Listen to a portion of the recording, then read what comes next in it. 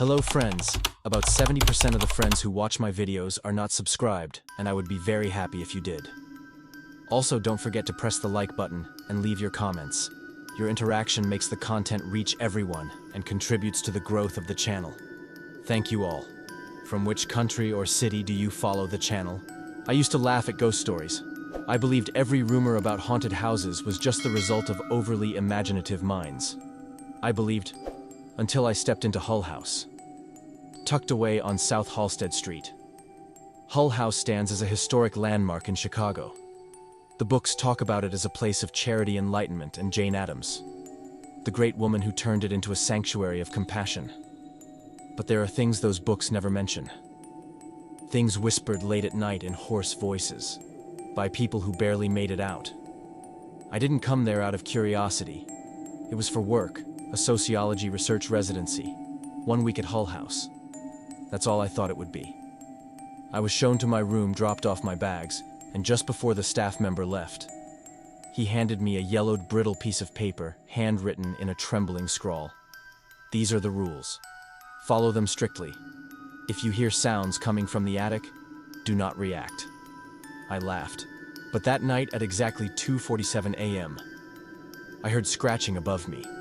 Light, deliberate, like tiny fingernails trying to pull something from inside the ceiling. And when I glanced at the mirror, what I saw wasn't exactly me. I was there. I broke the rules. And I saw what no one is supposed to see. If you still think this is just a story, then let me tell you about each rule and the price you pay when you dare to ignore them. I received the email on a rainy October afternoon. The subject line was simple: Hull House. Invitation to a special research residency program. At first I thought it was a mistake. I hadn't applied for anything like that. But the attached file had all my personal information. Even an essay I once wrote about the impact of 19th century social centers. The strange part, I never sent that essay anywhere. Something wasn't right. But something about it drew me in. And like a moth to a flame, I clicked accept invitation. I arrived at Hull House on a bitterly cold afternoon. The sky was gray, wind rustling through bare trees. The house stood like a worn shadow against the city's modern backdrop. Weathered red bricks, fogged up windows, and a statue of Jane Addams standing silently on the porch, her eyes seeming to stare directly at me. The staff member didn't say much. He handed me a key, pointed to room 3 on the 2nd floor, and muttered, "If anything strange happens, don't go near the basement, and don't ask about the attic." I laughed, thinking it was just a gimmick, a haunted house joke. But he didn't laugh, not even a smirk. My room was unusually cold and silent. The wooden floor creaked oddly with every step, though I wasn't heavy. On the desk was a sealed envelope stamped with red wax. I opened it. Inside was a yellowed piece of paper, shaky handwriting across the page. Rules you must follow if you wish to leave here safely. There were 7 rules.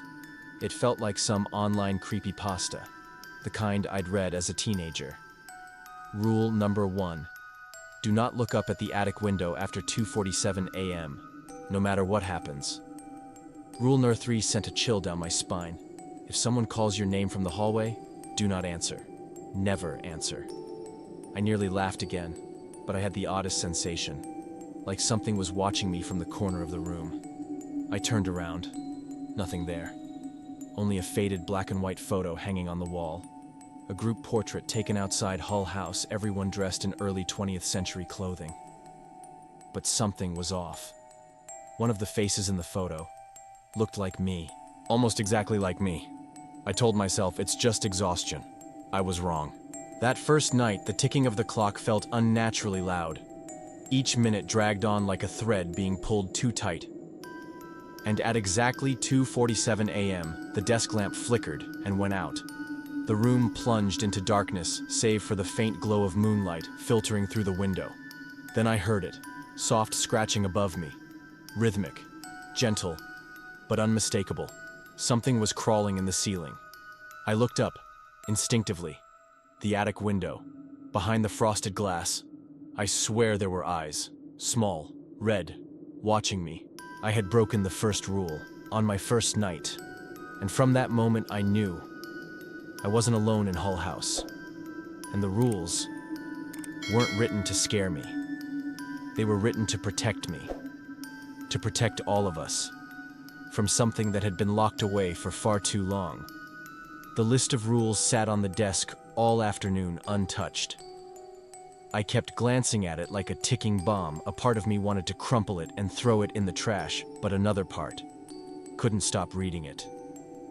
The handwriting was uneven, as if written by a trembling hand. Some words looked smudged, like they had been written with something thicker than ink. I read the rules again, this time aloud, my voice barely above a whisper. Do not look at the attic window after 2:47 a.m., no matter what you see or hear. 2. If footsteps approach your door between 3:00 and 3:15 a.m., pretend to be asleep. Do not open your eyes. 3. If someone calls your name from the hallway, do not answer. It is not someone you know. 4. Never step into the green room on the east wing. The door may appear unlocked. It is not meant for you. 5. If you hear a lullaby being hummed, hide immediately. 6. Do not move the photograph hanging in the hallway. It watches for a reason. 7. If the mirror goes dark, do not breathe. They sounded like a twisted urban legend. And yet, each rule had this uncomfortable specificity to it, like they were written after something had already gone horribly wrong. By midnight, Hull House became something else entirely. The world outside felt distant. The air inside was still too still, like the house had inhaled and was holding its breath. The wooden floor, which had creaked all evening, now stayed eerily silent. I sat on the edge of the bed, phone in hand, no signal, no Wi-Fi, no notifications, just nothing. At 2:30 a.m., I started feeling it. A low vibration in the floor, like footsteps slow, heavy somewhere above me. The attic, 2:43 a.m. The light in the hallway flickered. I told myself to stay calm. I even whispered, don't look up, don't be stupid. But curiosity is louder than fear. I looked up. The attic window was just visible from where I sat, pale moonlight touching its glass. And for a moment I thought it was just my imagination, until the reflection in the glass blinked. It blinked before I did, then smiled. Not wide, not exaggerated, just a subtle, deliberate, knowing smile, like it had been waiting. I felt the blood drain from my face. The mirror on my dresser began to fog up from the inside, but the room was cold. I backed away, heart hammering. From the hallway I heard something move. Slow, dragging footsteps. I jumped into bed, pulled the covers over me like I was 5 years old again. The doorknob turned. Not rattled, turned. Slowly. I shut my eyes and held my breath. Footsteps crept across the wooden floor of my room. They circled the bed. Then I felt it, the weight of something kneeling beside me.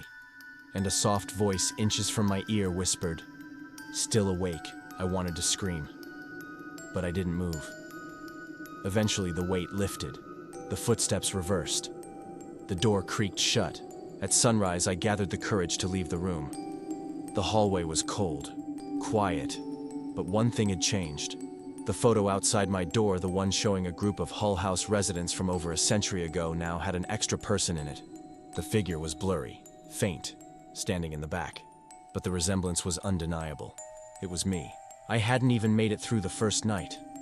I had already broken a rule, and something had already begun watching me from behind the glass. I realized then, the rules weren't just to survive. They were to contain something. And I might have just let it out. They never told us what was up there.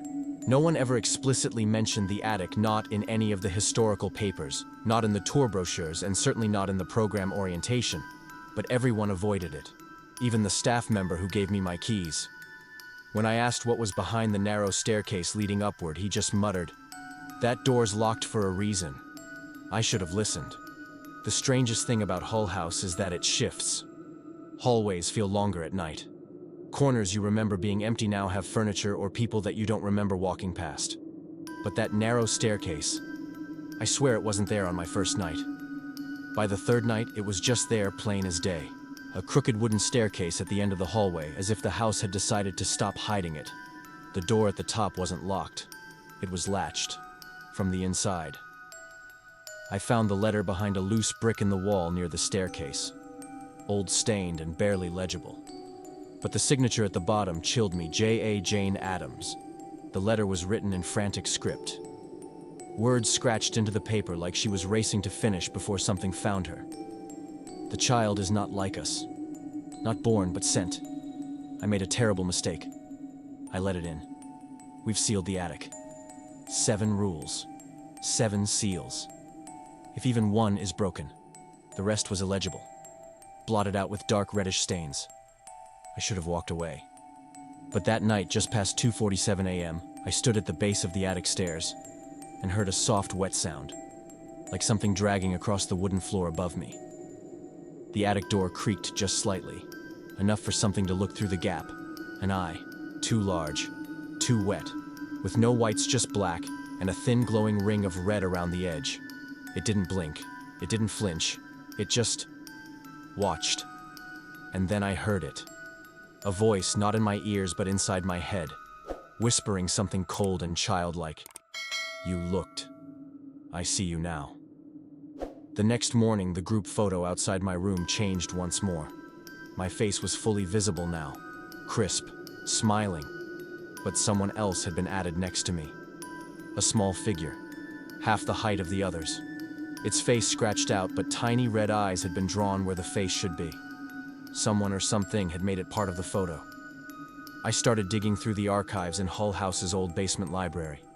That's when I found it, an old report, dated sometime in the early 1900s, never published. It referenced a woman who gave birth under unnatural circumstances, a woman who had mocked God in a public debate and was said to have whispered the words, "If there's a God, let him prove it. Let me birth the devil himself." 9 months later, she disappeared. Her child was found and locked away. They called it the devil baby. Jane Addams had tried to care for it, tried to show compassion, but even she couldn't stop what it became.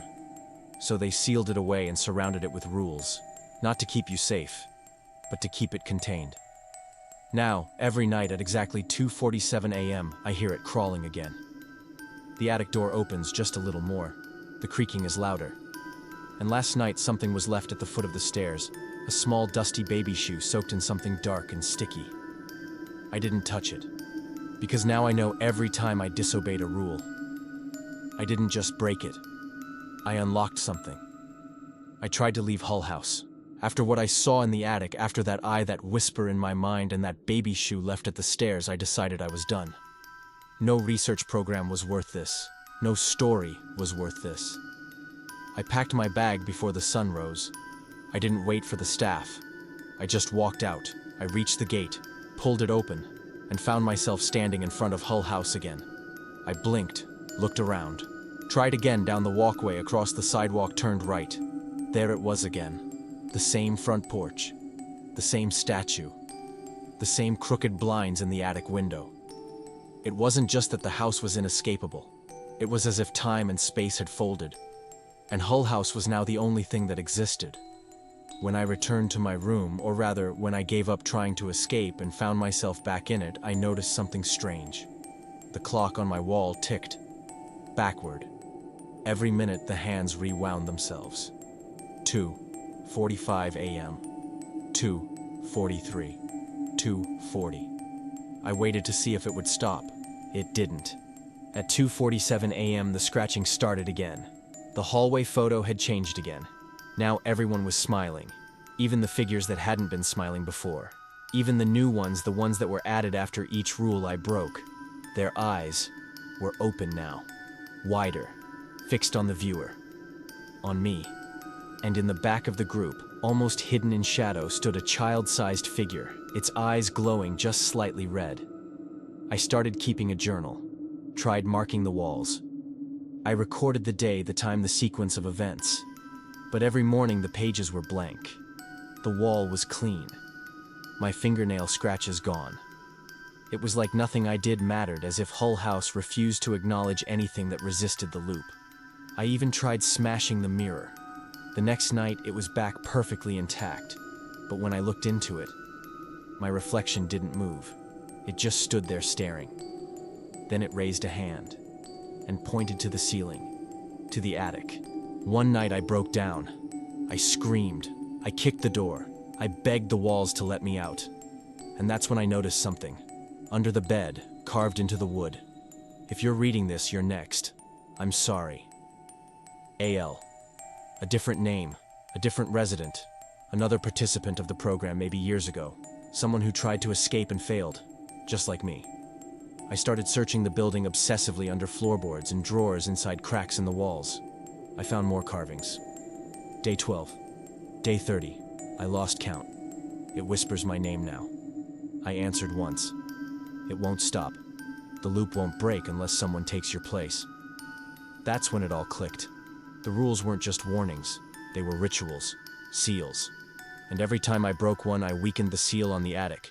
This wasn't about survival. This was about containment. And now that I had broken 4 of the 7 rules, the house wasn't going to let me leave, because something was escaping. I tried one last time. I packed up, ran out the door, didn't look back. And I woke up the next morning. Same bed, same ticking clock, same piece of paper on the desk with the words, "Rules you must follow if you wish to leave here safely." Except now there was a new line added at the bottom. Written in shaky, fresh handwriting. You're almost out of time. I stopped counting the days. Whether it's been weeks or years, I don't know anymore. Time in Hull House doesn't pass. It repeats like a song stuck on the wrong part of the record. Every morning the same cold floor beneath my feet. Every night the same scratching above my ceiling at 2:47 a.m. Every mirror I look into now holds a stranger that knows me better than I do. One night I stood in front of the bathroom mirror. It wasn't fogged like usual. It was clear. Too clear. My reflection moved with me at first until I reached out my hand. It didn't follow. Instead, it grinned. And then it wrote something on the other side of the mirror with a finger that left streaks of black. You were never the first. That same night I found a page tucked inside one of the history books in the study. A page that didn't belong there.